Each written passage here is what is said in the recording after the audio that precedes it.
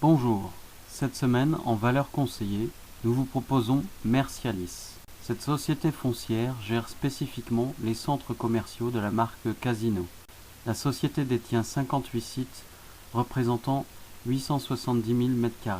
Le groupe a une approche spécifique de chaque zone de chalandise avec une plateforme de service en phase avec ses clients.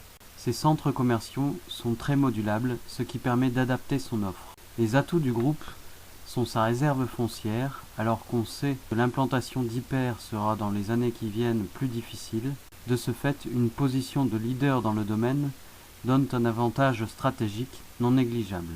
Le groupe choisit aussi ses implantations en fonction du dynamisme économique et démographique qui assure une profitabilité rapide de nouveaux sites. Et enfin, son expérience en matière de gestion des surfaces commerciales permet une requalification des sites en cas de vacances. Avec une valeur patrimoniale de 3 699 millions d'euros et une capitalisation boursière de 1 582 millions d'euros, l'investissement offre certaines garanties en matière de protection du capital et prémunit ainsi contre une éventuelle dégradation des conditions du marché immobilier.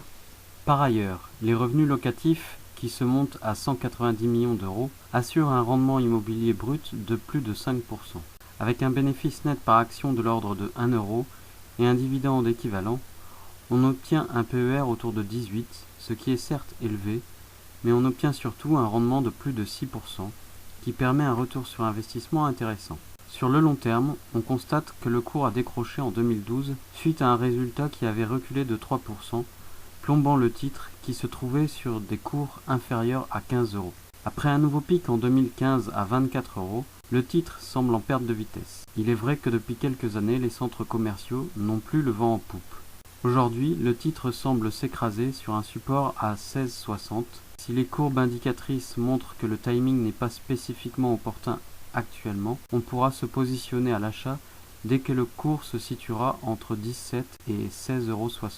Le premier objectif sera d'atteindre les 18 euros après encaissement du dividende, qui est distribué en 2 fois. Un acompte fin octobre, qui a donc déjà eu lieu, et le solde fin avril début mai.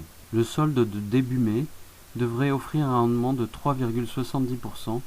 Si on ajoute à cela une revente autour de 18 euros, soit 5,80% de bénéfices, cela fera un rendement de 9,5% sur 7 à 9 mois. Merci d'avoir suivi cette vidéo et n'hésitez pas à vous abonner à notre chaîne Conseil, Finance et Patrimoine. À bientôt.